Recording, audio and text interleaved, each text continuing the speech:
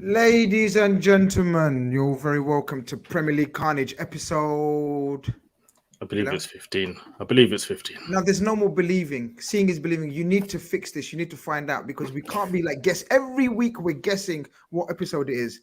You're gonna make me look like more of a dickhead than I already look like. You understand? So we need to work out. But we believe.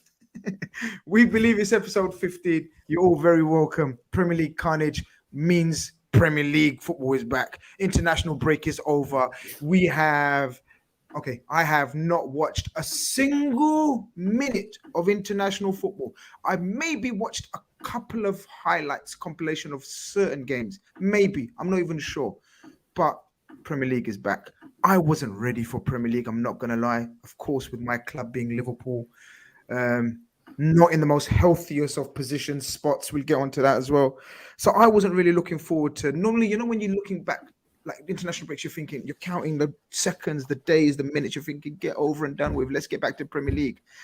I wasn't this time. But when Bilal told me we've got Premier League Khanage Friday, 10 p.m., I got hyped. I got gassed, and we're here. Bilal, you must be the total opposite. You must be thinking, bring me that Premier League. Where is this Premier League?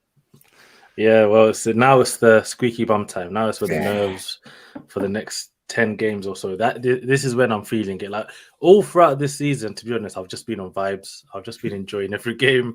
Like even the only time, obviously, before that Villa game where Jorginho scored that last-minute winner, that was that moment there in the season. That's maybe I was a bit tense. But apart from that, it's been plain sailing so far. But now it's a business end, and we'll touch on like Saliba potentially injured, all of these sort of things. Now this is a business end, and now we saw last season it was a similar situation. We should have got top 4, then in the end sort of just crumbled towards the end, and it was very painful just for top 4. So I can't imagine if that happens this season how I would react. So I don't need that to happen. So yeah, hopefully you definitely don't, bro. Yeah, exactly. So hopefully everything. Especially the man that you've been talking on and offline. You know what I mean? You cannot let this happen. I can't let it happen. Getting Hughes says, "Hope you're feeling better, Grizz. Thank you very much." Yeah, that's probably on the back of me leaving the Big Six early yesterday. Just long fast, long day. You know what I mean? I'm not as young as I used to be. You know what I mean? Busy, hectic lifestyle. Just, you know what I mean? And then I had Toby arguing with me over, what was it over last night? Telling me about how we need to. I can't fucking remember. Just chatting shit. So I just got pissed off and walked off. No, not really. I didn't. Thank you very much. Anything but a king, mate. But thank you very much for the kind words. Ash, channel member, of course, says, Grizz, please, we need Liverpool to rise. Yak, welcome to the show. Yak's been on before. He's been on Eurostars, but his Premier League knowledge is very good as well. Could have put it better, but I just said very, very good as well. It's a compliment. Yeah, welcome back. We don't need to rise for anyone else. We need to do what's good for us, don't we? Yeah, I think the players and the coaches, I say that like Klopp ain't going to do that, but the players need to take that subconscious element of, do we want City to win the title? Or we can't think about that. Top 4, that's it. That is it. We've got to win. We've got to believe that we can win these next 3 horrible games, which we won't. But we've got to believe that we can't get drawn into any narrative at all. We've got to become the quiet team that just racks up points people stop talking about and then go, oh, they're 4th. Oh, fair enough. We need to become that. We can't become the title deciders because that's too much pressure, man. And we cannot handle that right now. Proof is in the pudding there. Yeah, exactly. People, as Football Khanage says, smash up the likes as you come in. People, we need likes. We need likes. We demand likes. We deserve likes more than you can believe. Exactly. Uthman reminds me, Tobe said Liverpool didn't deserve any respect because they will eventually get slapped. Yeah, he was talking rubbish, basically. I missed the episode, man. I need to go watch this back. No, it started off real slow. It was a somber episode. I wasn't feeling too good. You know when you eat too much. You know when you open your fast, right? Yeah. And people in the chat, if you can relate or you can't relate, listen up anyway. When you open your fast, right, your eyes, there's a saying that says your eyes are bigger than your belly, right? And that's what happens because you see a whole heap of food, a platter of food of all sorts, right? And you think to yourself, I've not been eating for 7 to 7, about 12, 13 hours. I haven't drank or eaten for 12, 13 hours. You know me, right? I can eat all of that. That's what the eyes tell you. Sorry, not me personally. And you think to yourself, this is nothing. Is there more? Like, please hope there's more, because this is nothing. I can eat and demolish this. I attempted to yesterday. And I don't know how close I was to death, but It's too risky. It felt like I was close to death. I don't know actually how close I actually was, like scientifically, medically speaking, but it felt like, death was upon me. Never again. You learned your lesson. I learned my lesson, bro. I'm not going to lie. Look, Cyberverse says, realistically, our top 4 chances are done. If we lose to City tomorrow, it's all good. Don't want Arsenal to win the league, only due to their fan base. City fans' base is cool as they don't talk. They don't exist. That seems to be the running theme. Do you know what? Sonny, of course, welcome back to the show. Thank you very much for coming on. You're in a, first and foremost, talking about your club before we get into the general stuff of the Premier League. You're in a funny situation, aren't you?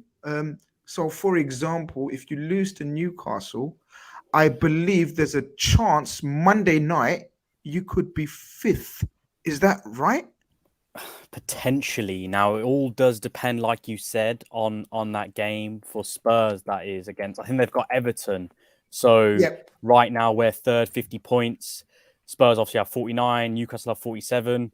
But like you said, goal difference is what is going to count in terms of us potentially being 5th. So if Newcastle do beat us, they'll be on 50 points ahead of us on goal difference. But then if Spurs win, or even if Spurs get a point, then we'll be 5th, which is crazy because for ages we've been occupying that 3rd spot for a long time. So scary times, especially since there was a time when a lot of our fans, not all of them, but a lot of them were saying, "Oh, we're in a title race here." I never really thought that. I said it on a Premier League Football Khanage show several weeks ago. We will never win in a title race. But listen, we are where we are. If we can get a result at St. James's Park, it's not going to be easy. Then things are looking good. But like you said, if results don't go our way, we can be going into next weekend's fixtures 5th, which isn't a good look. If obviously we're going to speak about ifs and buts and the permutations and everything, but sorry, Bill, if you could bring that table back here, right? Now, I know you said it's scary times or however you described it. I think it's fair to say every other fan base will laugh at you. I'm not even going to hold back. Like, this is supposed to be your season where you're back, etc., etc. If you do end up even fighting for a top 4 after, not you personally, because I know, people know you're on this channel because you're a very sane, rational Man United fan. So that's why you're on this channel in the first place. But a lot of Man United fans, and we're going to get onto the mad Arsenal fans. We've got one, unfortunately, co-hosting. It's going to be quite the drop or quite the embarrassment if you somehow scrape through on the top 4 after the season that you've had. Or will you judge it overall and say, par for the course, we wanted to get into top 4 and that's where we're at? I'm on the impression if you're in a position where, fine, you were never fancy to be there in the first place, but you're in that position, you want to make the most out of it. Like, I know it's WrestleMania weekend coming up. There's a certain wrestler that's going to be fighting at WrestleMania, Edge. His name is the Ultimate Opportunist. And listen, when you are in a position, you want to take that opportunity with both hands and make the most of it. And the thing is, we've been, 3rd, flirting with 2nd for a while. Then obviously we had some really bad results. We drew at home to Leeds. We obviously had that draw at home to Southampton, 2 games I was at. So clearly I'm a bad omen. And obviously Yak and Grizz's team done a pretty good hammering of us at Anfield as well, which wasn't great. And now, like you said, and like you said, we're going into this game with pressure because Europa League draw, if you guys, I mean, we're going to get into it as well. We've got Eurostars to come up in the week as well, where we will discuss it. But Europa League draw, I don't think it's favourable to us because there's a potential that we might face Juventus in a 2-leg semi-final, which is never going to be easy. But with the Premier League, the things people need to understand is we've still got Spurs to play away. Regardless of how Spurs are, that's never going to be an easy game. We've still got Chelsea to play at home. You know, who knows with Chelsea? It could be a good Chelsea, could be a bad Chelsea that turns up.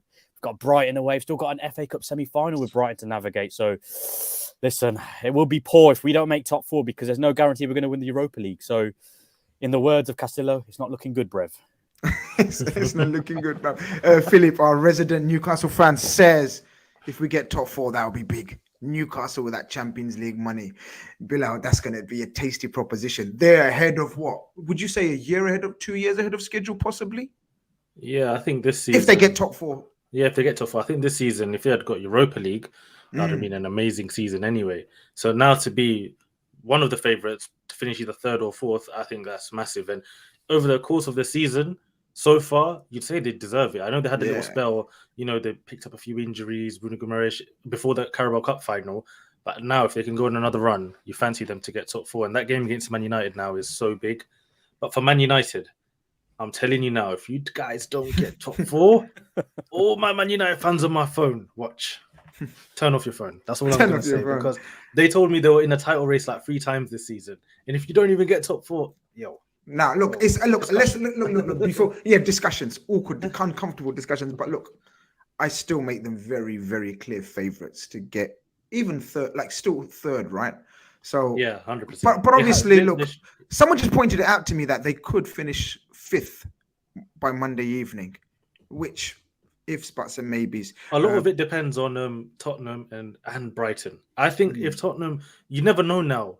New manager, Stellini, but like that, no Conte anymore, no bad energy. You never know. Tottenham are weird. They can go on a 10-game run and not even lose in these sort of situations. Brighton as well, they're not experienced at this level, but they've got a lot of hard fixtures. If they can get past them, I think, listen, they're going to be a problem as well. So it's interesting, all to play for. 100%. Rookie, of course, reminds us, Assalamu alaikum, Ramadan Mubarak. People that are observing and practicing Ramadan, peace and blessings to you all. Hope everything is going well. I've described my one yesterday. So, but apart from that, it's all good as well. Pac-Man says edge, and then he's 2 laughing emojis. Is there a personal joke? I mean, look, I'm not going to lie. I stopped watching WWF. So that just shows you when I start watching it, if you know what I mean. Like, it's WWE now, right? So WWE. I literally got into it again for the first time in like 12 years, 2 weeks ago. Or was it 2 weeks ago last? I saw Rey Mysterio fight his son. And I said, I'm back. This is the storyline I've been waiting for, just like chaos. So the script writers are doing something there. And I'm kind of interested. But for many years, like since my auntie ruined it for me and said it's fake all those years ago, I stopped watching. But listen, I don't know. It's a bit of entertainment. It's a big weekend. But before we get into, I know we're going to speak about the games. All I want to say is, in the words of The Rock, finally, Premier League football Khanage has come back to YouTube. Oh my God, the combination of WWE, is it now? And football. Like, we're already Americanizing football, man. Sonny, don't do this, man. Let's not Americanize football. English Premier League is let's not have cheerleaders at halftime and shit. Like, you know what I mean? Like, let's not do this, man. I don't want to go down that route. But people are gonna start saying, ignore that comment. But yeah, I saw another comment that I wanted to speak on. April Fools tomorrow, people, don't get caught. That's all I'm going to say. Be wary, be careful. And of course, Jonah says, people, I know I'm late. It's okay. I was late as well, my friend. But remember the house rules. I'm here to remind you house rules and house rules only. Give a like and big up the panel. You don't even need to big us up. Just give us a like. Even if you hate everything about us, just give us a like. Yak. I guess there's only one place to start, so we're not going to start there because we're different. So we're going to start, because I want to bring up that table up, right? And I want to get your opinion. If you keep so obviously we know the top of the table is mad, right? We know Man City and Arsenal going all the way. I looked at this table, right, Yak, and I was thinking there is something to play for pretty much every team. Because Bills, I don't know if you can scroll down, right? Are we looking at even Chelsea could possibly get into European places still, right? Chelsea and Villa, right?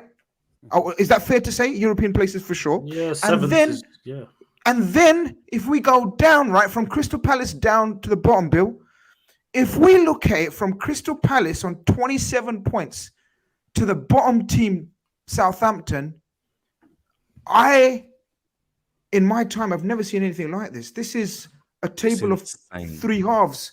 Not 3 halves, that don't want to make sense. This is a table of 3/3. So you've got Arsenal and Man United, Arsenal and Man City fight for the table for the top 2 places. Then you've got about how many teams did we say? 6, 7 fighting for Europe. Yeah, for Europe. Yeah. And then you got from Crystal Palace down, trying to stay in this league. This is what makes the Premier League so exciting.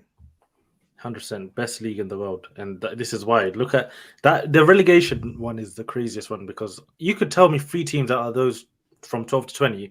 You can tell me they're getting relegated. I'll be like, okay, I can't really argue against it, because at this point they've not shown anything. Like West Ham, for me, being in the position that they're in, for me is mind blowing, because I think before the season started, I had them in like probably the top 7 of the table, just based on their trajectory, the signings they had made.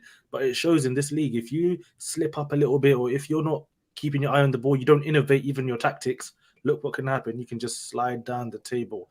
And yeah, it's crazy. Then you go up with the Chelseas and Villa having a really nice run under Emery. And I think next season, Aston Villa could be a problem in the league in terms of maybe top 7, trying to push in there. And then, above that, the top 4 race, the title is crazy. So I don't know. It's exciting. Every weekend. Look, I actually asked Yak that question, but you're so hungry for the mic. You took his time. Oh, I'm sorry, Yak. I didn't realize.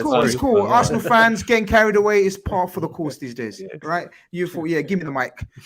But Yak, sorry about that, Yak. I'm sure you heard me ask you first. So, what do you make of it?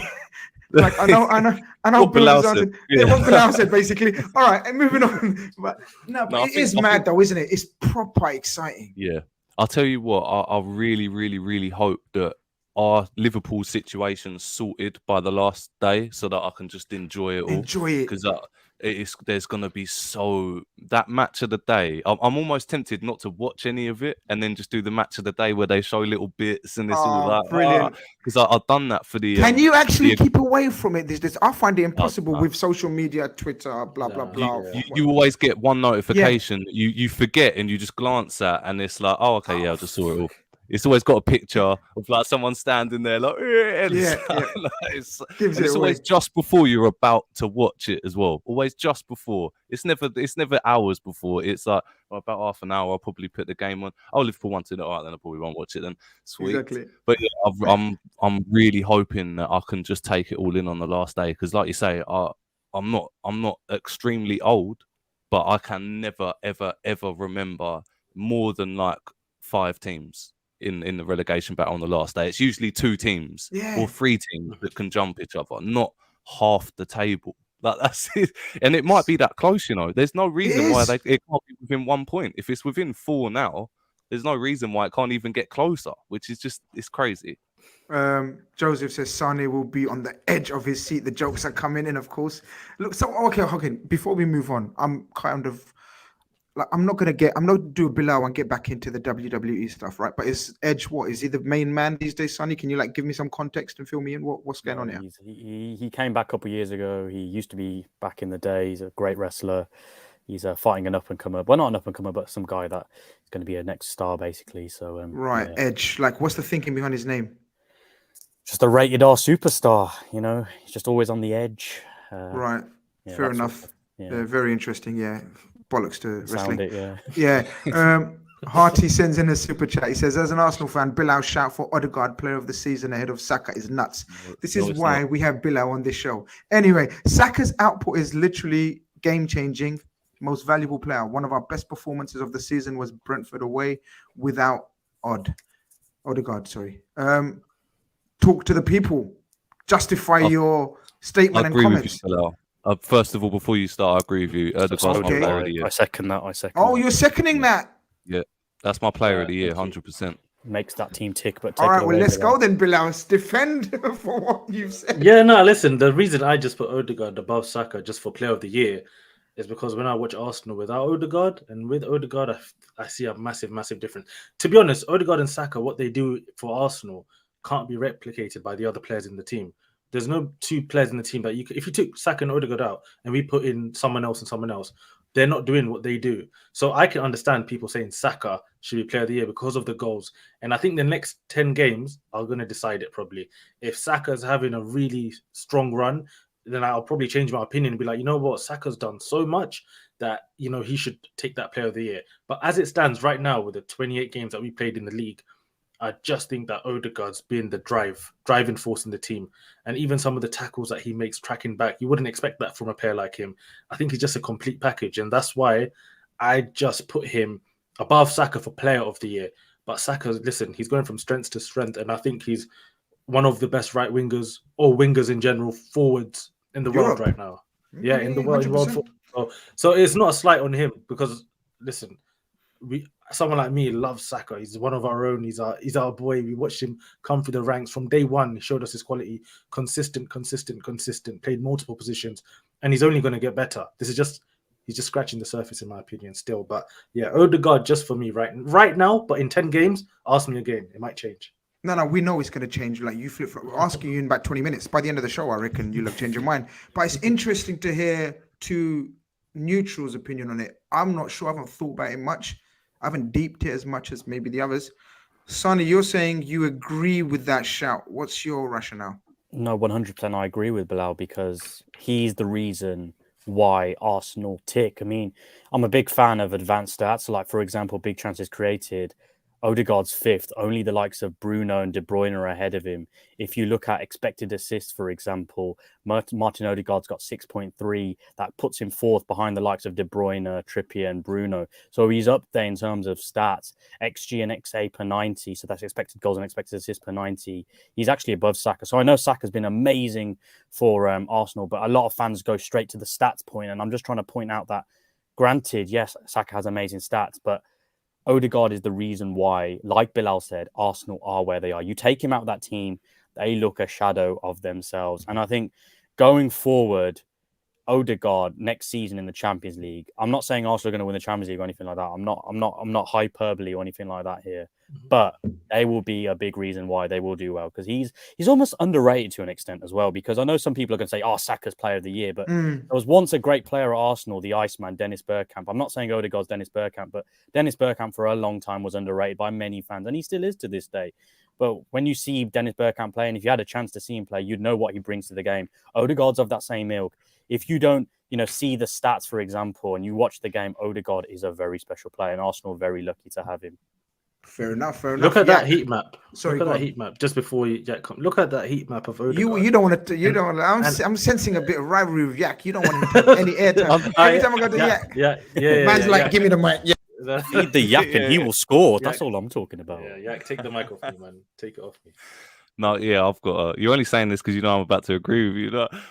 No, yeah, I agree. I think it's really hard to talk about this without coming across like you're sort of stepping on his achievements. But I think Saka's season's been overblown a little bit, and I think Odegaard's has been underblown a little bit. So I think I'd just swap them over. I'm not saying Saka has been brilliant or anything, but I just think Odegaard's been the one where when I watch Arsenal, and I do enjoy watching Arsenal, he's the one that I just sit there and I'm just shaking my head like, what a player. Yeah, Saka's got more moment. Yeah, can I ask you something then on the basis of that? Because you're a Liverpool fan like me, and I want to. While you lot were talking, and Bilal's going to have the final say. Don't worry, Bill. I know Arsenal. You're going to have the final say on this. But you know what I was thinking of, and help me out here. I was thinking of, so it's being suggested by you lot that it seems like Saka's the finisher, the moments player, the numbers and everything else, right? And Odegaard's the underrated one, the unseen work, maybe the unseen work. Maybe you got to look more deeply into it. Is there a comparison to be made? Not stylistically, before people go mad in the chat. Not stylistically, but in terms of... I know what you're going to say, and yeah. The Salah and Mane debate, or maybe another one. You have to choose Mane, but Salah and, I don't know, Gini or Fabinho, or I don't know, Thiago, whatever. You know what I mean? Bobby in there. You could throw Bobby in there. Yeah, because this is the example. When I was thinking through it, because someone mentioned their Player of the Year nominees, and I was thinking about it, and I thought, if and I'm not saying Saka is just a finisher, like his all-round game's been amazing this season, but I think if Saka was on like 25 goals or something, it's like no-brainer, all-round play, and then just an unbelievable scoring season. But where it is like 10 and 10, I think that allows good play to win it. If you know what I mean, it's not like it's not like there's not a significant. It's not a significant difference in terms it's of what most good players get on good teams. It's just Saka's like the moments and the fact that he's turned Arsenal into a title-winning team, been the most consistent player for 3+ years now. I think that's where the narrative sort of gets drawn. But if he was on like 20 goals, 10 assists, then I think you just have to hand it to him. You just have to give it to him. But whereas 10-10, I think other players can creep in a little bit there.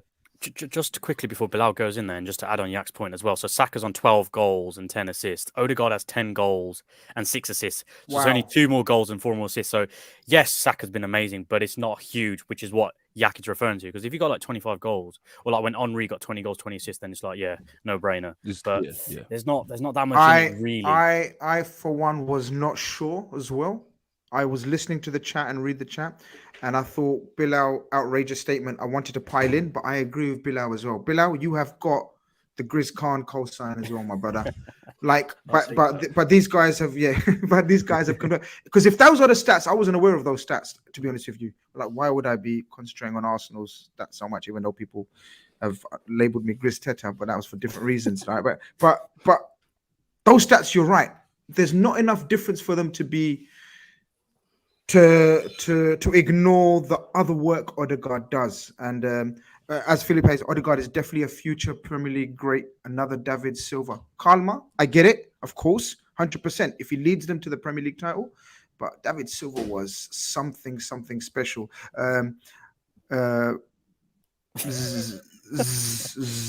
Says, if only that fraud they could do it for Norway. Shake my head. It was Haaland for Norway. He was hiding. Yeah, That's exactly. all I want to say. Yeah, can you talk about exactly? If you're gonna come for Odegaard, come for Haaland as well. Man rested for Liverpool, you know. Yeah. LFC says, good evening. If the panel appreciate the support, he says, good evening. If the panel had to predict the 3 teams to go down, who would you pick? We'll come back to that table and we'll predict our 3 in a very second. But is there anything else you wanted to add, Bill? You was going to say something. Yeah, no. Listen, on Saka, it's a weird. Like him and Odegaard, what they do in the team is so unique. What Saka does, I know there's a Salah comparison there, but really and truly, Saka, what he does, his finishing, for the most part, in my opinion, has probably been the weakest part of his game. The last few months, his finishing is starting to improve. He's starting to get more goals. What Saka's really good at is his decision-making, his IQ, being able to hold the ball in positions where sometimes I'm like, how did you keep the ball there? I thought you were going to lose it. He's able to navigate in tight spaces. He can go out wide. You know, he can use his right foot. He can put the crosses in. He can cut inside. He can score goals. So he's becoming such a complete player in front of our eyes. But just right now, it's just literally because Odegaard's, for me, when I watch Arsenal play, he does things where I'm just mesmerized. And it's just like, I feel like he has just got that little extra right now on Saka to just push him up above. But I'm telling you now, Saka, I think for the next 5 years, 3 to 5 years, he's become the highest paid player at Arsenal. He's going to end up being undisputed number 1, 100%. But just for this season so far, I just put Odegaard ahead of him. We have to talk on Bill. Get that Premier League table up again before, so we can predict our 3. But we'll start from the bottom to work our way to the top.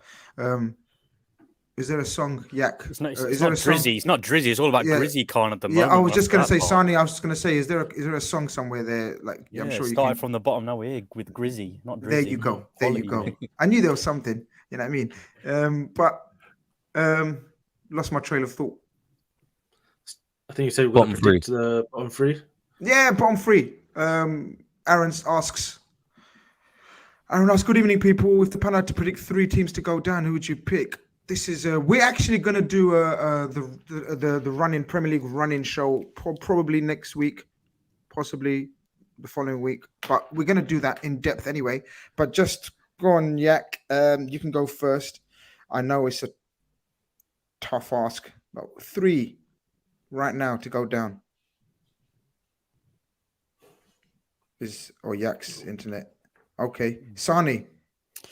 It's a tough one. Goals are key. And looking at some of these teams, they just don't have enough goals. Obviously, Forest have 22. Everton have 22. Crystal Palace have 22. And that's been one of their... And so did Wolves. And that's the big reason why I think Vieira went. They just haven't scored enough goals to even win a game. If I had to pick, I think Southampton are going to go. I know they got a point up first, but I can't see it. Bournemouth as well. I think Bournemouth are gone. And the third team is going to be a big team. And I've got a feeling... Why'd you say that? Well, if you look at some of the clubs left, Mm. Leicester obviously won the Premier League a couple of seasons ago. Everton, I've always been a big club. Leeds, the old saying, "Oh, Leeds would have taken more." They've always been a pretty big club. Mm. Wolves have been in the Premier League for a while. They're in Europe not so long ago. Mm. Big clubs, Grizz. Big clubs. Even West Ham, they're in the Mm. Europa Conference quarterfinals. Got a good chance of winning that as well. Are we saying? So, are you suggesting Nottingham Forest are safe, or not? It's not safe, but staying up, according to you, because we're going to come back to a bit of not breaking news, but a bit of news that came out about Nottingham Forest. In fact, we can probably touch upon it now. He's apparently under pressure, Colin Cooper, after being given 23 players just in one window. Right now, suddenly they're saying, if you lose your next game, you're pretty much Gonski, broski. That is crazy. Is that harsh? No, Steve Cooper. Okay. I think it's a bit harsh. I think you've got to give the manager time because, they did have some good... I know they're on a bit of bad form at the moment. They lost their last two, but they're on a good bit of form. And then, boom, it was all over for them. I think Keylor Navas coming in was good. It was a good, shrewd acquisition. But I did say at the start of the season, I don't think Forest are going to stay up. And I have a feeling they're going to go down. So I'm going Southampton, Bournemouth and Forest. Southampton, Bournemouth and Forest. Yak, what are you saying? Now you've said about that Steve Cooper thing. I think if Forest do lose and he goes, they're not going to pick up points after that. I don't think because it will just feel like the whole project's falling down rather than a season. Interesting you say that. So you're suggesting there won't be a new manager bounce because I actually agree with you. I don't think they'll be able to.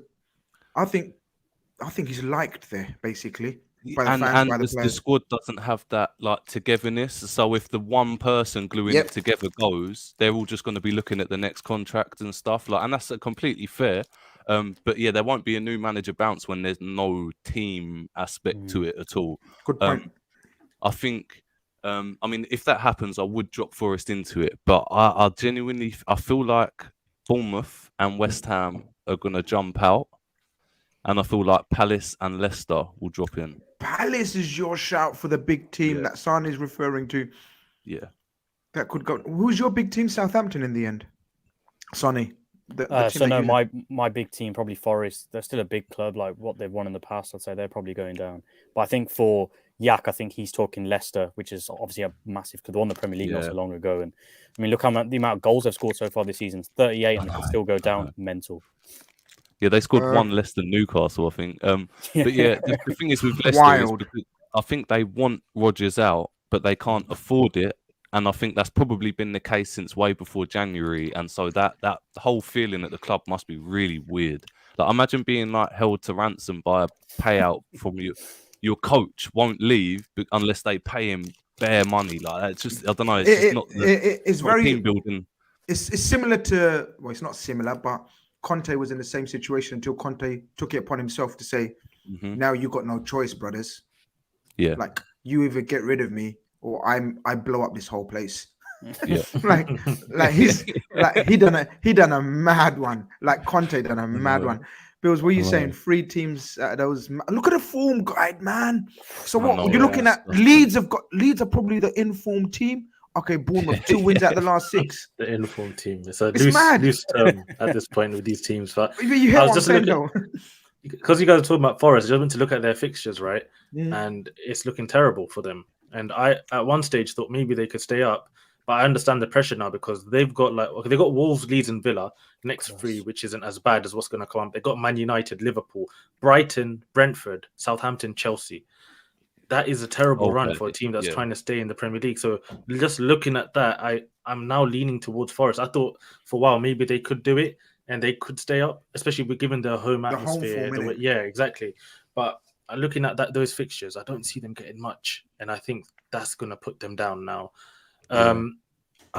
Listen, I felt like Leicester could get relegated this whole time, but the thing with Leicester, the attacking potential is still greater than most of the teams. Vardy, Iheanacho, Daka, Maddison. Exactly.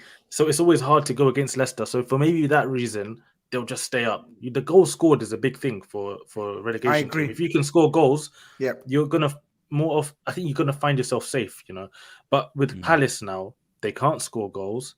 They've sacked Vieira. They brought in Roy Hodgson. I saw a picture of him. I'm not gonna lie, the guy is looking old. Let him rest.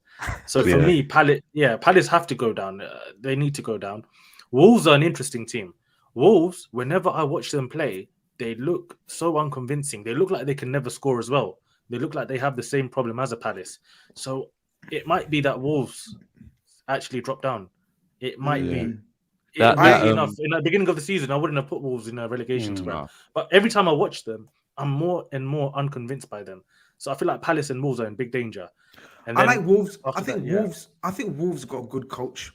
I think he may just do enough. I know they've lost their last two, as you can see on the caption there. I just think I personally, so this is just pure me being biased and a hater, right? I want West Ham, Everton, and Crystal Palace to go down. Oh, I hate them all. I hate watching them play. I hate their managers. I hate everything about the clubs. Everton, of course, stinky, right? Crystal Palace, you got rid of Vieira, who, by the way, was overrated. And you know me, Bill, I've been saying that for ages, right? So, but maybe he didn't deserve the sack, but I could have understood that. But bringing in Hodgson is one of the most craziest, nasty, stupid, it's almost an offensive move. Like if I was a Palace fan, I'd be offended. No, I'll be offended. Like, how are you doing that to us? Like, we're paying good money, right, to go and watch football. First, you give us like Edouard and Mateta up front, right? And now you're getting Hodgson to manage Edouard and Mateta up front. Like, make it make sense. Whilst we got Eze and Olise and Zaha, and pretty much that's it, really. Like now it's going to be interesting. Like Hodgson's probably going to play 4-4-2, Zaha up front, and hope for the best. This is what's going to happen now with Palace. So for me, I hope they go down. And if we're doing teams, I hope go down. As an Arsenal fan, I hope Everton go down. Yeah. Every year, just losing weird points at Goodison, and Southampton, another weird team. They will play them and draw for no reason. So Everton, Southampton, Palace. If all three of you could just exit the Premier League, that would be very great for me. But yeah, it's crazy. I don't know. What do you guys think about Leeds? Like Leeds are just so hit and miss. They're like a youthful-ish team. I'm like, for me, I look at Leeds like if they stay up next season, they could be like a Brighton type story where they could fly up the league. But if they go down, it could just all collapse. And they're one of the few teams I look at out that bottom half of the table where like they've got a lot of potential for something really good, but it could just crumble before it even starts. I think the thing with Leeds and Nottingham is they've got a lot of players out. Nottingham have got, I think, 15 injured or doubtful for this weekend. And Leeds are missing Adams and Nonto now, which is huge for them. Especially against Arsenal. They're the two sort of players that can keep them in the contest physically. And without them, without Verba at the back as well, it gets a little bit old and white, their team. And I don't know if they'll be able to keep up. 100%, I agree with you. But then again, injuries going to play a big, massive part. Injuries, suspensions on these teams because they haven't got huge squads. You know, apart from your Leicester Cities maybe, and Nottingham Forest is now.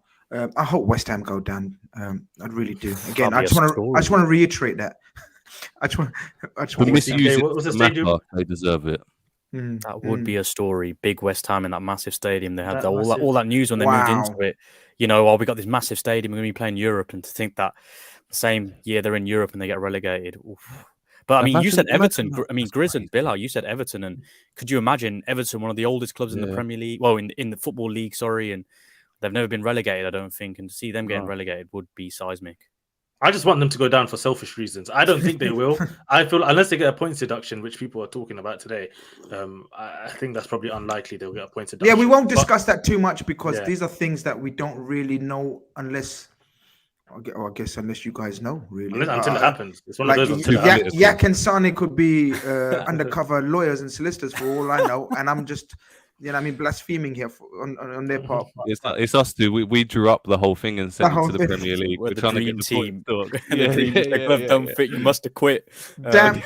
I need to vet my contributors much better next time. I tell you what, though, one thing I must say: looking at some of the fixtures at bottom of the table, Palace, Leicester, Wolves, Forest, and then West Ham, Southampton. They are huge fixtures this weekend. Massive. Big up Reedy's in the channel member and our resident Leicester City fan says, pray for me, long ass trip to Palace tomorrow. I'm praying for you. Don't apologize. Better late than never. Thank you for joining in anyways. Not a problem. Are you serious, Saeed? When Saeed's saying not 100, because Saeed counts, you do know that, innit? He counts the likes. So, you know what I mean? And if he can't count to 100, that's worrying, man. You lot need to up those likes, man. Nearly 250 of you in there and not even 100 likes. Smash it, smash it. Alif Siaran, who asks us the question, he thinks Leeds will go down. Before we move on to the situation at the top of the table or near the top of the table, our very own No Beats football analysis in the building. Make sure you go and check him out on his socials. He says, which players would you take from the bottom six? I guess if we bring that back up, No Beats asked the question. Everyone at Southampton under 21, basically. I knew you were going to say that. All right, but I'm going to narrow it down. One player from the bottom six, currently from the bottom six. So that's Southampton, Bournemouth, West Ham. Okay, Southampton. Bilal, go. One player. Lavia. Bournemouth. Tough one. It's a tough one. That winger that destroyed us. He's good. But I like the midfielder. What's his name? Billing. Billing. Yeah, I don't know. I just like him. He's one of those players. Like I would actually just sign him for no reason and just see what he does, just because he's got the presence and athleticism. Too long of an answer. West Ham. One word answer. I asked you. You give me context and shit. Rice. Yeah, rice, baby. Leicester. Maddison. Forest. Brennan Johnson, probably. Everton. Onana. Overrated. And Leeds United. Tyler Adams. Good choice. Yak, we're going to work our way down for you. Leeds. Nonto. Everton. It'd have to be Onana as well. You lot don't know ball, man. Nottingham Forest. This is like, I'm just saying this because of Football Manager and I'm just a Scarpa. I don't even think he's the best player on their team, but I always play him on Football Manager when I'm like mid-table teams. So Can't go wrong. Take him, I like him. Can't go wrong. Yeah. If in doubt, Football Manager. Leicester City. Is he gone again, Yak? Internet. Yeah. Leicester City. Yeah. He's back. Yak, Leicester City. Can you hear me? Yeah, you're back. Yeah. Jimbo, Maddison all day. Maddison. West Ham. All day. Scamacca. Oh. That's the Italian bias there. Okay, fair enough. Understandable. Bournemouth.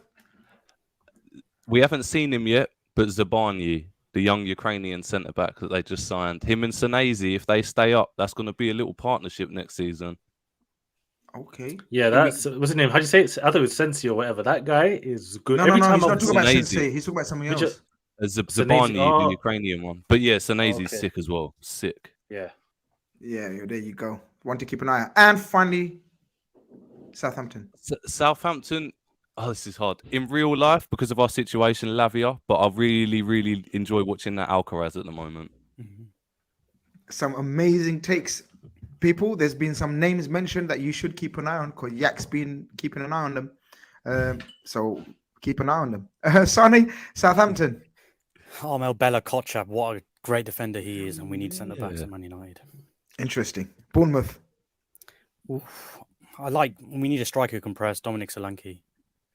You're gonna bring back Dominic Solanke to the Premier League. We need. Listen, Weghorst presses as well, but at least Solanke's younger, which means he's got that, and he might score a goal for us as well. Dominic Golanke, never forget Golanke. West Ham midfielder. It's easy. The lads have said it. Declan Rice. Leicester. It's got to be James Maddison. Absolute threat going forward. Forest. Oof. I'm going to say Dean Henderson just because he's our keeper and we need another keeper this season, that's for sure. Have you sold him, by the way? It's not long. No, he's on loan, but obviously there's talks of De Gea renewing, but I'm not the biggest fan of De Gea as our keeper next season, and I'll take Dean Henderson, but I don't think it's going to happen. But listen, he could be on the bench, but Dean Henderson won't stay on the bench. That's the problem. Everton. Oof. Tough one. I'm just going to say it because we've always been linked with him. We're never going to sign him, but Seamus Coleman, why not? Seamus Coleman, 40 years it's old. rogue, but we've been linked with him since like 2014 and it's never happened. So I'm surprised none of you said Damari Gray for Everton. But anyway, yeah. Leeds. The reason I didn't say Damari Gray because like Yak, Notto, absolute weapon of a player. I saw him when he played against us at Old Trafford. Unbelievable talent. What a player. Yeah. Shall I do my one as well, just in case? Watched him. Yeah, do it. Yes, go on. I might as well just do my one as well. Leeds, Tyler Adams. Yeah, he's such a Klopp player. He's such a Klopp player. Do you know what I mean by Klopp player? Anyway, no context because I'll be a hypocrite because I told Bill to shut up. Everton, Damari Gray. I think just under the right coach, under the right guidance, he's got to explode. He's got so much talent. Forest, Brennan Johnson, or the left back. Hit me with his name. Renan Lodi? Lodi, yeah, from Atletico Madrid. He's going back to Leti, though, isn't he? Oh, is he going back? It wasn't a permanent deal. It was not just a loan. Yeah, it was a loan. I think it's Leicester City. Oh. I'm not Danny Ward, yeah? I'm not a huge fan of Maddison like you lot are. Harvey Barnes. Harvey Barnes for me. Harvey Barnes. Oh, I love Harvey Barnes. Yeah. West Ham, Jared Bowen. Bournemouth. Yes. Bournemouth, Billing, because I once said it about 3 years ago, watch out for Philip Billing, and everyone laughed at me. Who's laughing now, bitches? You know who you are, everyone. 3 years ago, I said Billing. I said, keep an eye on this guy. He's a baller. Now he's balling out. Southampton, what a whole host of people to choose from. Talented players. I'm going for Salisu, the centre-back. The other one, not Bella Kocha, the other one. Him and Konate, that would be nice. Yeah, not nice. Look how he's already pushed out Van Dijk out of that conversation. Yeah, long term, right? Yeah. Rude Hullet and Van far away. Basten, oh man, these people are crazy. People are talking about Onana, man. You lot all rate him. I can't disagree. Someone in the comments said Gibbs White for Forest. Oh shit! He's been impressing me more and more. I think he did play for the 21s the other day. He's impressing me a lot. Looks good.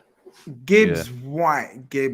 What a shout. Sorry, people, I completely forgot. And none of you lot picked up on it as well. So, Yak, you're making your debut. Fix up. Bilal, I didn't expect you to get Gibbs White. And Sane, yeah, I don't know. You've got to think of it next year. You're too much into your wrestling and shit. Diallo says, this guy, the guy that has come for Odegaard all weekend. Weird. Some people have that. If you don't like someone, you're going to speak up on it.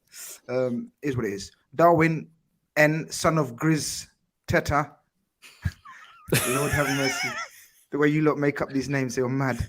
Grizz Teta, tactical genius, ITK Mandem, Jude Bellingham's agent, 7-Up King, Fabrizio 2.0. Help us, Asana, by beating City tomorrow and then lose to us.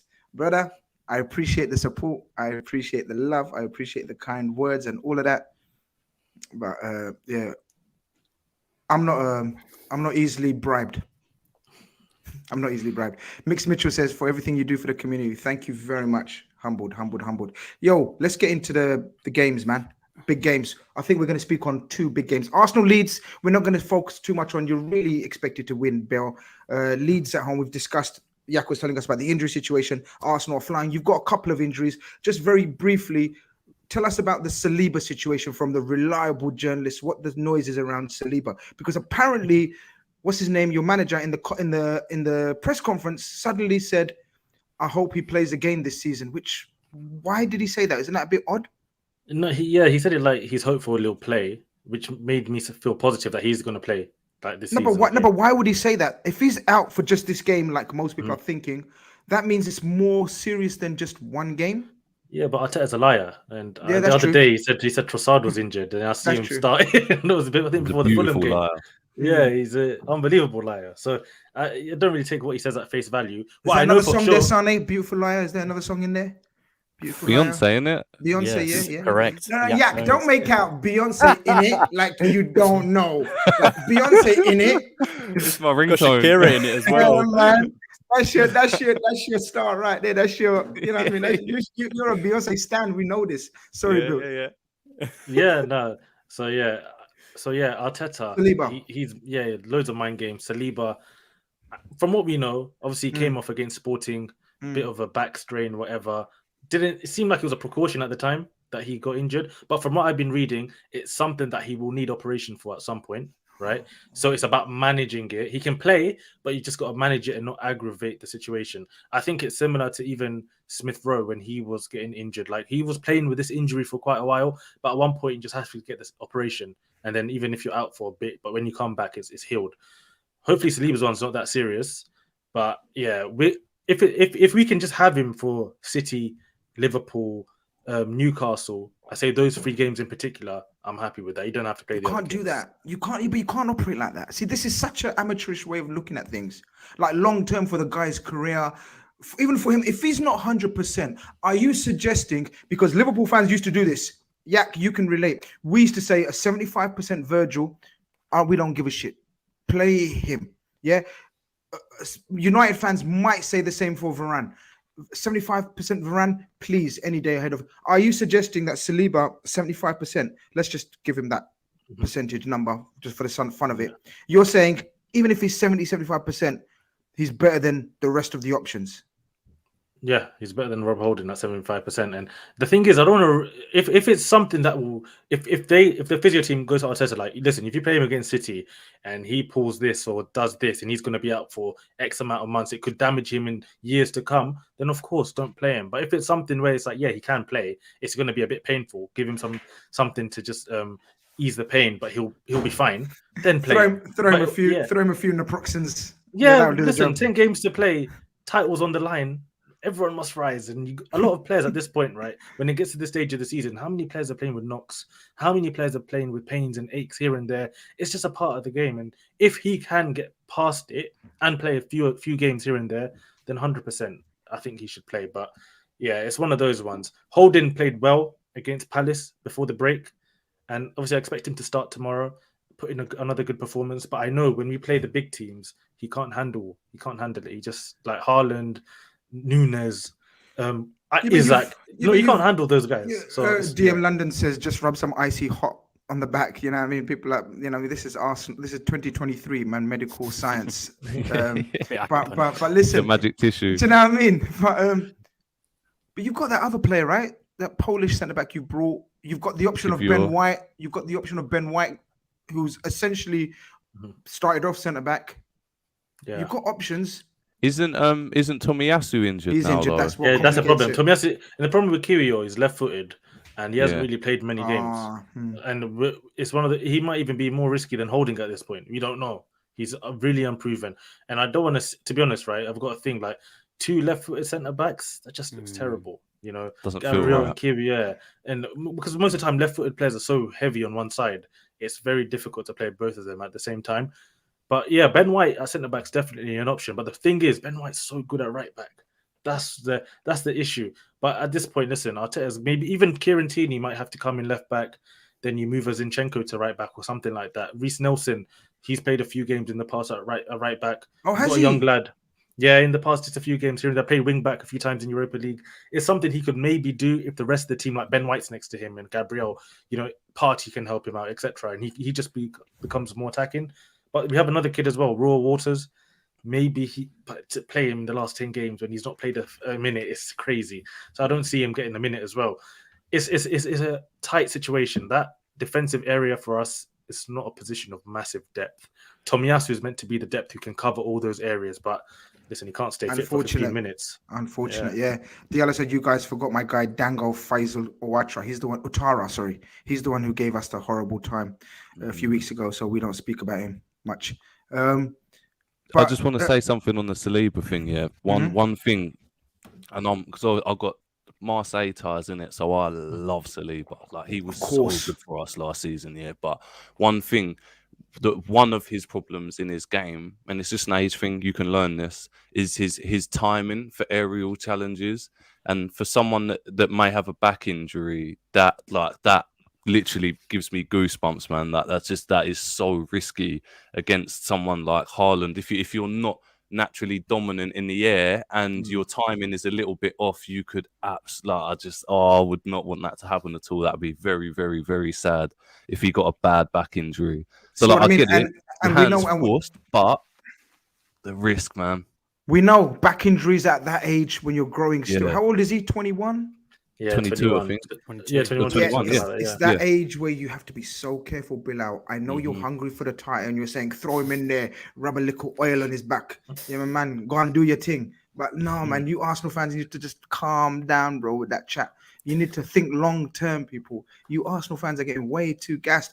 If you're on a project and you believe in this project, his time will come. Arsenal's time will come. You'll challenge again and again. You can't ruin a young man's career and say just throw him in there because one little elbow or something. I don't know. Maybe not even elbow. It's not even impact based. I'm assuming it's little sort of twists and turns. Yeah, And just an awkward angle, mate. Yeah, just pulled up. Sonny, It's one of those ones. Go on. Oh no, go on. Sonny, would you throw him in there? Are you Saliba that crucial to the title race? Would you Varane, Maguire, similar situation for you? Would you say, oh fuck it, close your eyes and go and throw Maguire in there because we want Saliba for the long term? Yeah, no, I wouldn't risk it. I mean, there was a game. I know Saeed's in the chat, and other Man United fans are in the chat, but we played Villa at home and we won 3-2, and everyone remembers Makeda. But I'm pretty sure Johnny Evans was playing in that game, and he was a young centre back at that point. And everyone was like, where's the likes of Vidic and Rio and all that sort of stuff? But he came in. Listen, we won the game at the end of the day, and that's the key. And Saliba, like you said, got a lot of potential. I know Arsenal fans might be worried with Rob Holding coming in, but I mean, he came in a couple of weeks ago, and I think he done all right, to be fair. And yeah, like the boys have said, you don't really want two left-footed centre backs as well. It doesn't really keep. Has it, guys? Just rack our brains a little bit. Two left-footed centre backs, prominent left-footed centre backs partnerships in recent times. Top of your heads, I can't think of only Luis Enrique did it in the World Cup. That was about the only time I saw two. Laporte and the other one, the Villarreal one. Torres, yeah, that was it. That was the only time. Yeah. That's the only time I saw him. And that worked out well. He got dumped out and got sacked. So it's a bit of a mad one. Also, another option for Arsenal, like unorthodox would be maybe Partey at right back, Jorginho. Yeah, people have said that, and do something like that. But that's the last option. Probably Arteta's maybe going to go with. Do you think you could ever play Saka at wing back again for a couple games? Because I missed that. I used to love watching him at wing back. No, you cannot change the most. We can't taste too good. That's one of those. This is one of those clips that gets clipped up. This is one of those clips. What you just said there, that statement, is one of those that gets clipped up and put everywhere on social media and say, there's this geezer, right, on Football Khanage who said, let's change Saka from the world-class, world-performing, one of the best attackers in world football right now and play him at left back. Or right back, even you said, I think. Right back, worse. You know what? I was bantering today. Yeah, you're damn right your internet's gone. Oh, he's back. I was going to say, you're damn right your Wi-Fi is gone after that.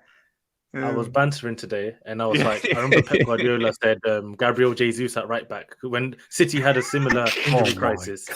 And I was like, you know what? Trossard, false nine, he's doing his job. Jesus on the bench anyway. Get out of here, man. You want to go right back? It might sound rogue. It might sound rogue, but is El Neni even fit for Arsenal? He might have to come back. He's out now. Out for the season. He's out as well. That's the problem. You guys don't really have any, defensive midfielders that could even drop in. Like I know there was a time when Van Gaal was managing for us, and there'd be times when Carrick would play as a centre back in a back three sometimes, and it would work. But it's going to be tough. But I think if you guys were playing a team who was right at it, I would be worried for Arsenal, and then there would be a chance that Saliba might play. But I think Leeds, I think you guys will be all right, to be honest. And I think I think Leeds will be all right. But I think Bilal was right for the big games. Yeah, for the big games. I wouldn't risk it. I just wouldn't risk it. I'm not going to speak too much on Holding because we've got them next week, and he might just, do you know what I mean? Yeah. Put on a masterclass performance. I'm going to keep quiet. I've just noticed one guy called Suleiman in the chat who looks like he's going to come for me all night, and I'm going to monitor his comments. And Grizz is cringe with his football is a humbler quote. Pussy-o, I'm bringing out merch. What are you doing on my chat? Making comments like a dickhead. Go sleep. Get out of my chat. Or hush your mouth. It's Ramadan and man sending these, man. Come on. Whatever, man. You know me. I take it in my stride and I love it. I highlight their foolishness. You know what I mean? And then if they get too personal, I block them. And then, oh shit, they can't comment on a chat on a stream. What a sad life. But anyway, in fact, shall we just block him and move on, man, in case it, you know what I mean? I start because I need to control myself as well. You're right, Ramadan. Why did I lose my cool like that? I think I swore somewhere there. Shouldn't be really swearing. But sorry, Mum. Arsenal leads. I'm 3-1, 3-0. Bill out 3-1, 3-0. Something. Yeah, it should be a comfortable win. It should be. But listen, I thought the Bournemouth game at one stage was going to be a comfortable game, and it ended up becoming crazy. Leeds, even last season, I remember I was at the game, and it was the way Leeds play. It's quite easy for a big team to play against them. Obviously, that was a different time. I've been reading stuff about their manager saying, listen, they're going to park the bus, they're going to fight for everything. I don't know. see Leeds playing that way, and they're not used to it. So yeah, listen, Rob Holding should be fine for this game, and yeah, it should be a win. But I think a big factor in this as well, it's going to be City Liverpool just before. If Liverpool can get a little result before the game, that's going to give everyone a little bit of a boost. I don't think you need that boost. I think you should be motivated regardless. Yeah, Sonny, no, of course. Sonny, do you see? Forget about the extra, man. Sonny, do you see anything? Personally, no. I think if it was a game midweek, the City might have played beforehand, won their game, bit of pressure, but I think Arsenal will be fine. I think you guys are in a good position right now. If you had your key players like Odegaard or Saka injured, then I think we'd have a serious conversation about, it might be a bit difficult, but I think you'll be fine with whoever comes in. I think Rob Holding comes in.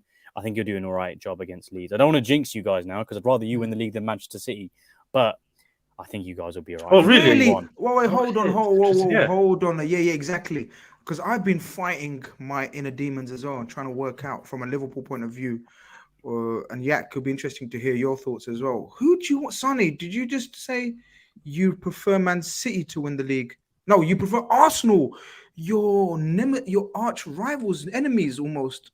Well, for me growing up, yeah, fine. I was in that period where Henry and Bergkamp, you had the hybrid battles, and I was about 6-7 then. So there was that rivalry. But growing up for me, it was always Liverpool. Grizz and Yak, you guys were our biggest rivals. City kind of came into it. But, the big thing that we always say as well in the Premier League in terms of domination for Man United is, we three-peated. We've done it twice. And I think that City would three-peat, not on my watch. And also, let's say, for example, they're in the semi-finals of the FA Cup. They're in the quarterfinals of the Champions League. There's always the treble talk as well. There's always that song that, Vincent Kompany, you'll never win the treble, and we've got that song. Shit. You don't want them to go. Yeah. You want to keep that. Me personally, I don't mind Arsenal win the league. I know there's a lot of Man United fans from London, and they've always got the Arsenal thing as well. And they're like, I don't want Arsenal to win. But for me personally, I'd rather Arsenal win it. And like I said, growing up, I've had some respect. I have a lot of respect for Arsenal because I watched them when they were at Highbury, had an amazing team, Wenger, all that. Got a soft spot for Arsenal, especially because of the players they had. So for me personally, I'd rather Arsenal win the league. Diallo says, Grizz, I'll be singing You Never Walk Alone tomorrow, inshallah. Bilal, are you? Yeah, well, we're going to come to that. I'll be there. Yak. Listen, I've been singing that for a few years. Like, Tottenham Champions, I was there. Yak, Arsenal or City from a Liverpool perspective? This is really tough. From a Liverpool, not a personal perspective. Personal perspective is a little bit different. But Liverpool perspective, I want City to win the title. Just so we can stay in that little upper echelon for one more year. We can say, it's us and City. It's our era. It's our era. If Arsenal win it, all of a sudden they can go, how many titles was it with Klopp? Was it? I think was it the same as us? And I'm not ready for that. You're spot on, Yak. That's what swayed me, changed my mind. Like I was Arsenal all the way until I realized, oh shit, they might actually win it. And then the Arsenal fans started talking and started comparing Klopp and Saka to Salah, Klopp, Arteta. I'm not ready for that. I'm not ready for that, man. Go back, relax, calma, please. Arsenal. You know what I mean? Yeah, you know what this Man reminds? City pull through Man City, and you know what? It's just our luck or irony or whatever. 96 points, 99 points, 95 points. And you know what? They're going to, Man City or Arsenal are going to probably win it with about 86 points. So something like that. It's going to be mad. Sorry. No, just sorry to interrupt. But it reminds me of, I think if you guys can remember back to the 2010-11 season, you guys played Arsenal at the Emirates and you guys had a penalty right at the end. I think Dirk Kuyt scored that penalty. And you getting that point against Arsenal effectively ended their title race. But it did mean that we won the league that season. So in a weird way, you may be beating. I mean, you got Arsenal in several weeks at Anfield. That's a huge game. I think that's the title-defining game, if you ask me personally. It's next week. It's next week. It's a huge game, right? It's a huge game. That game for me is going to determine, I think, if Arsenal win the league. But anyway, right? Say if you beat them, great. It is, man. It's PTSD but it does mean that stories, City might have a chance of winning it. So yeah. Sorry, Serengeti. I know we're not in Africa, but yeah, it's definitely a PTSD story, that's for sure. Listen, we obviously got to come on to the big game then. The first Premier League is back, and to signal Premier League back, I think they've done it on purpose, or I doubt it. But Man City, Liverpool, 12:45 kickoff.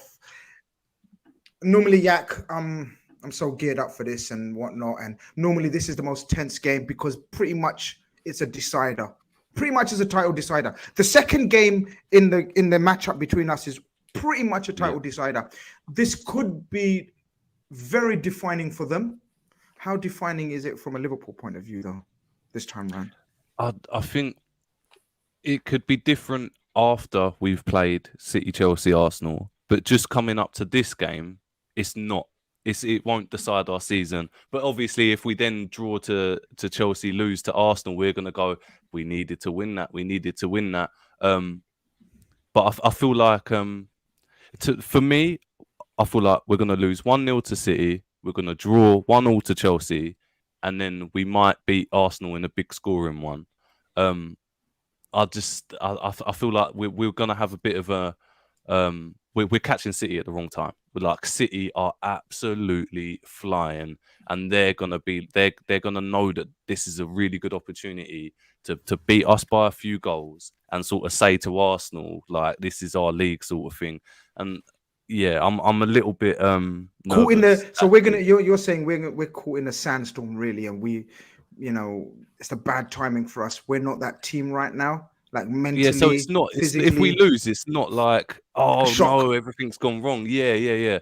But if we don't beat Chelsea or Arsenal, it's gonna feel like, man, like we really should have turned up to that. And I'm not saying that we'll roll out the red carpet for them, but I think it is going to be hard because of everything that's going to go around the title narrative. I do think it's going to be a little bit harder to turn up and sort of be like, we can go to their ground and take something. Obviously, I haven't got the psychology of an elite athlete, but for me, that it would make it feel a little bit like it's not our game. It's sort of all about City and Arsenal, and that could either work really well for us, or it could sort of take the thing that's made us is that like we're turning up, we're gonna fuck everything up, we're just gonna beat everybody right away, don't matter, we're gonna leak goals, we're gonna score more than you, and it's gonna. I think we might have a little bit of a tepid performance. So it could, but yeah, in the grand scheme of things, it don't really matter. Like, it don't really matter. It's City away. Like, if you lose, what? Like, Sonny, if anybody can rise against a big team in a big occasion, it's us. We're actually one of the worst teams against the bottom six. In fact, we are the worst. We're bottom of the table against the bottom six, yet we're on top of the table against the top six. Yeah. I'm not going to ask you to make sense of it. Like, even you're not intelligent enough to make sense of that. But therefore, going to City, Man City, Liverpool, in a normal situation, when you read the situation of everything else, you'd think, City nailed on. But there is that something that in the back of the mind, and Pep will be more conscious than most about it because he openly worries about us. He's described us. And do you see anything in terms of giving hope for Bilal and Arsenal? Or do you think this is pretty much as foregone conclusion as we have in recent history between Man City and Liverpool? Because they're so difficult to call normally. No, of course, and I think you and Yak obviously hit the nail on the head in terms of big games that Liverpool turn up for. I think you're right in saying that in a big game, Liverpool are just that club. However, there are a few things that we do need to speak about, and one of them is the fact that the Liverpool have the biggest differential when it comes to home points and away points in terms of differences. So you pick up a hell of a lot of home points, but when it comes to away, it's not the best.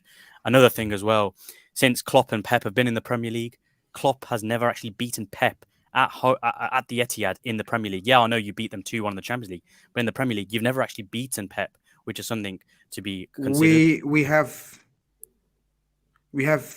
in his first season, we went there and won 4-1 under Klopp. Oh, were you? Okay, so I stand corrected. So the first season you did, fine, granted. Don't go anywhere. When you come with Liverpool stats, make sure you come. If you're going to come for the king, you better not miss. Okay, fine. I think that's the one and only time we have since 2015. Yes, that's the only time. One time in 8 years. That's well, a few draws in there. Few draws. Yeah. Some close ones. City haven't beaten you guys just in any competition since 2020. Exactly. So records are there to be broken. You never know with Liverpool, like I said, because life's like a box of chocolates, and so is Liverpool at this moment in time as well. Because you don't know which one's going to turn up. And I think in this game, I think it'll be a step too far because, like Yak said, I think you're catching them at the wrong time. I'm going 3-1 Manchester City, but who knows? Like, it'd be interesting to see City bottling. Let's say they're playing quite good, and then Liverpool just have that spur that they just have, and then get a few goals and City on the back. Could definitely happen. Yeah. You're right. Apparently, you're right. I'm wrong because that wasn't Pep's team. That was Pellegrini's last season and Klopp's first. Oh, of course, yeah. So when you do take a shot at the king, I didn't miss, did I? No. Come down out here. This is what happens. Listen, it's all good. It's all good. I know you're fasting, so it's understandable. The young protege is coming through. I'm proud. I'm glad either way. Exactly. Win-win. I don't know tomorrow, man. All week I've been saying, I don't want this game. Please, international break. Can you incorporate FIFA? Can you incorporate a World Cup? Just start World Cup straight away or a Euros or something. I don't want to go back to Premier League because we're going to Etihad. This could get messy. We've got no midfielders. Diaz is back, but he's not going to be in the squad tomorrow. He's not quite back. Jota's not looking the same since he's back of his injury because he's been out for 4 or 5 months. Virgil van Dijk getting criticised left, right, and centre. Fabinho not looking the same. Salah, question marks over Salah. Gakpo settling in. So many questions about this Liverpool team. Yet, Bilal, somewhere I know you thinking, you know what? You can do something for me, though, Liverpool. Because Man City, as Yak said earlier, 13 goals in their last 2 games without reply. 7-0, 6-0. Best team in the championship, they destroyed 6-0.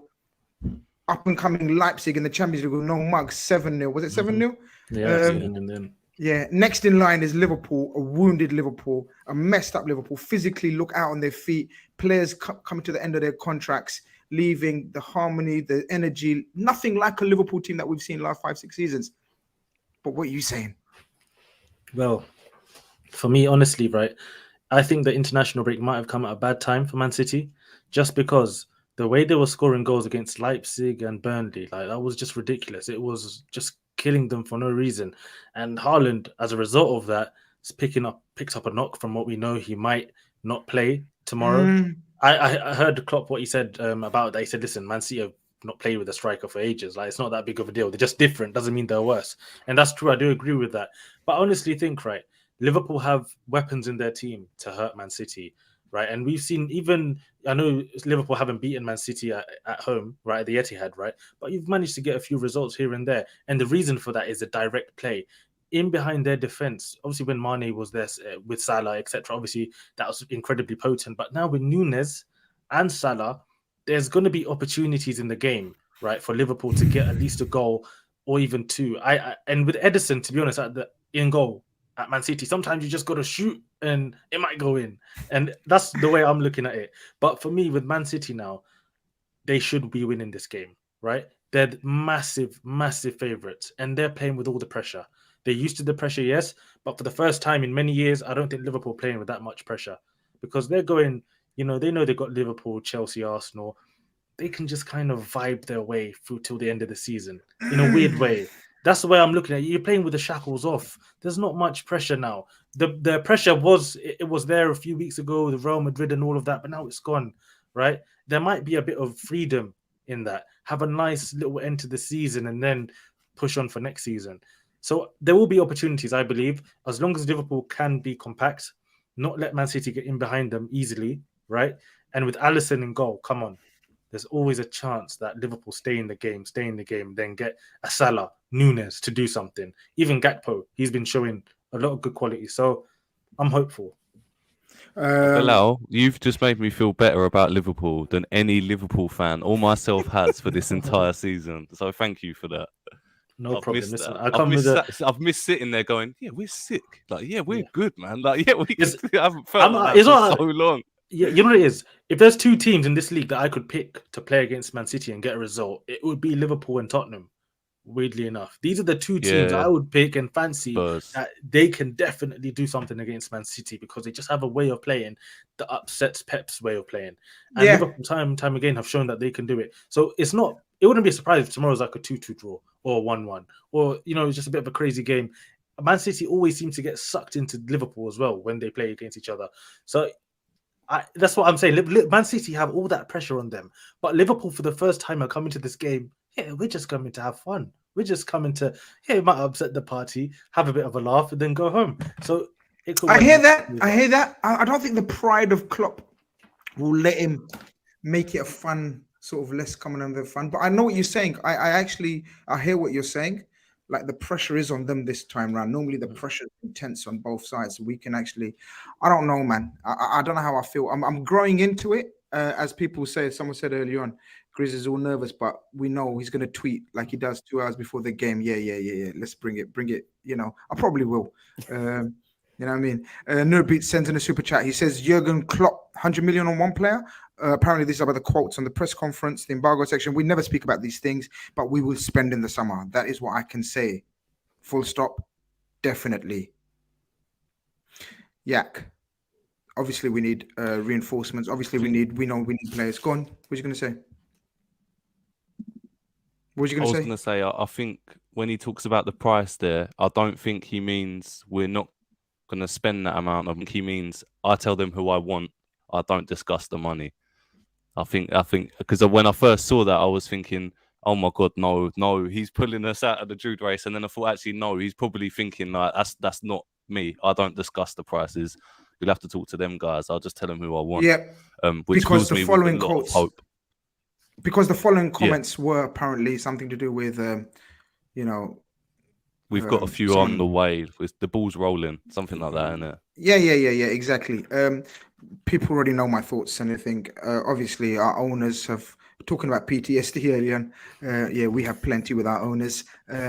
They promise us so much every summer, and they don't deliver. I think they will deliver because they're backed into a corner. Yeah. We have to. We must. Jurgen Klopp will be backed to the tune of 3 or 4 players.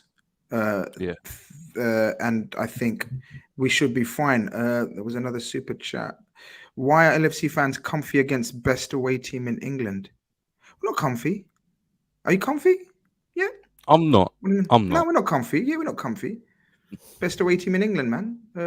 We're Liverpool. We're confident. We have to be confident. But I want to say comfy. We have only about 7-8 minutes left for Man United, which is perfect. Like that's how it should be, right? Man United, Fergie time. Man United, Newcastle, fucking huge game, man. It's not a joke. It's quite a big game. Man United, Newcastle, after a little bit of a dip just before the League Cup, have turned their fortunes around. Last 2 wins have been vital and kept them in contention. To me, I know some of you lot think they're dropping off. I think they are absolutely in there with the top 4 battle between us, Spurs. I think it's going to be out of us 3. I think Fulham and Brentford and Brighton may drop off. I think it's us 3. Vital game for you guys. What's your state of play, mind-wise, psychologically wise? What are you saying? How are you feeling? Yeah, I'm nervous, and the reason I say I'm nervous is only one team have gone to St James's Park and actually won there, and I think two of their fans are sitting right here in our chat. On the stream. Of course, there'll be plenty of Liverpool fans in the chat who are watching. But listen, I'm not looking forward to it. Only one team, like I said, have gone there, won a game. They've conceded 9 goals in the 13 games they've played at home. It's not a place where you can score a lot of goals. And us, realistically, if a player like Rashford doesn't score for us, I always question where we're going to get our goals from. Funnily enough, I know Bilal was talking about how City, the break came at a good time. Well, bad time for them. The break for us came at a good time. We just about eked over against Fulham. We drew at home to Southampton. You know, we had those 2 wins against Betis, fine, but we weren't playing great.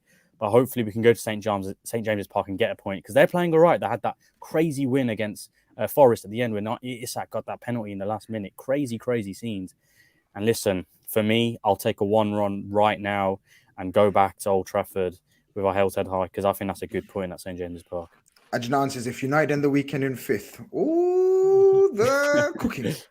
Those Lissandro memes will be coming back out. 100%. Bills, how do you see Newcastle, Man United this weekend? Yeah, for me, Isak is the one to look out for. Like, he is absolutely cooking. And this is why, when he was linked to Arsenal, I was desperate for him to come. Obviously, now, we've got Jesus, but still, Isak, that sort of player, 6'4" whatever he is, tall player, physical threat. In the air is a threat, but the way he can dribble, it's just insane. And I love players like him. You pay money to watch players like Isak, right? And now Newcastle picking up a little bit of form, they've had that nice break now. So hopefully maybe that's revitalized their squad a little bit. They've probably been just training, focusing. Yes, we've got Man United. Maybe as well in the back of their mind, they're thinking a bit of revenge for what happened in the League Cup final as well. St James's Park. I think Newcastle, to be honest, are going to be slight favourites because you look at what's going on Man United? Casemiro's out, right? Yeah. I'm not sure. Zabitza's not. I don't think he's fit or anything. So end up being McTominay and Fred. And listen, McTominay at this point, you need to stick him up front. This kid, he can strike a ball. He's shown it. I think it was in the academy. He was a striker. I'm pretty sure. So he's one of those weird players. With the Weghorst up there, it's not much of a threat. I don't see him doing much against Newcastle. And then it all becomes Rashford. Rashford has to Bruno. Them two again. Listen. In a weird way, Ten Hag is not Ole Gunnar Solskjaer. Ten Hag is actually he knows football. He's got his tactics, 100%. But the Man United team still, for me, I feel like they're still relying on Bruno and Rashford a lot. Like if these two players are not firing, it's going to be difficult for them. And I look at Newcastle, it's not just Isaac. The whole team kind of works in conjunction. Joe Willock is another player. You need to give him a shout because he's an Arsenal player. My FPL undercover king. Only real ones know when to bring in people like FPL. By the way, I'm top 1,500 in the world. You understand? Whoa, in the world. You better understand. Respect it. 1,500 out of 7 million players. Yeah. Anyway, that's man. The way I gave it, enough of me. Yeah, enough. Yeah. But with Willock and in there, it's go on, Yak. Oh, Almiron injured. Well, that's big for us. That is big for us. Before Yak goes into that game, I just want to say the way Bilal was talking about Isak, he was like 6'4" tall. You might as well added dark and handsome. You can apply for the next Love Island. This right? Bloody, I was like waxing lyrical about Isak. I don't blame you, man. I don't blame you, man. All I was going to say was that I think if you like simulate this game, 8 times out of 10, Newcastle probably eke out a 1-0. The midfield engine is purring with Bruno, the Bruno G back, not Bruno Fernandes. But that Bruno Fernandes and Rashford X factor, I think those 2 out of the 10 times, Rashford scores a brace and you just win 2-0. So that could happen. But I think the more likelihood is it's going to be Newcastle eke out a little victory, maybe a 1-0, maybe it ends in 0-0. Because I just think you've got injuries in the wrong places, United, and it could just make the performance a little bit stagnant. But Rashford is the X factor there, big time. If he scores early, then you could win easy. I must break an exclusive. Saeed has just told me, check my WhatsApp, exclusive news. I completely, forgive me, Yak, I completely ignored or didn't hear the last 3 seconds of your comment. I'm so sorry because I was so distracted. I went to my WhatsApp. I opened my WhatsApp. I went through about 15 messages that I've gone through from different people. I looked for Saeed United because that's what I've got him down as, right? And the breaking news is Saeed went for a walk. Dun, dun, dun. And he got a glimpse of the Liverpool team bus. How the F is that breaking news, exciting news, exclusive news, distracting me on my live stream while we're talking about big Man United, Arsenal, Liverpool, Newcastle chat? You've seen the Liverpool team bus staying outside a hotel. Yeah. You wanted to break that live on my stream. Yeah, breaking news just coming in. Away team travels to the other team. It's more like here we don't go. Never mind, here we go. Here we don't go. But what a way to end. Breaking news. You guys thought I'm going to announce Jude. So did I. I was like, whoa, what's going on? I was getting announced. Like, yeah. I was so ready then. I was so ready. He says he's seen Bellingham. It's on a FIFA career mode that he plays on a Sunday. Yeah, exactly. Joe or Mark Bellingham, not Jude. But listen, don't get too disheartened. I will be announcing Jude Bellingham very soon as well. Wink, wink, nudge, nudge to keep hope alive. I already promised you guys Jude Bellingham will be a Liverpool player. I'm continuing that. How'd you like Mason Mount and Nunes on top of that as well? But all will be revealed and discussed. I've been in the ear of his dad anyway. I played football with him only a few months ago. He's quite a good striker, his dad. Spoke to him, Mark Bellingham. I played with him at St George's Park. Sorry, nice guy. I said to him, maybe you want to come Man United, but yeah, he seemed like a good guy.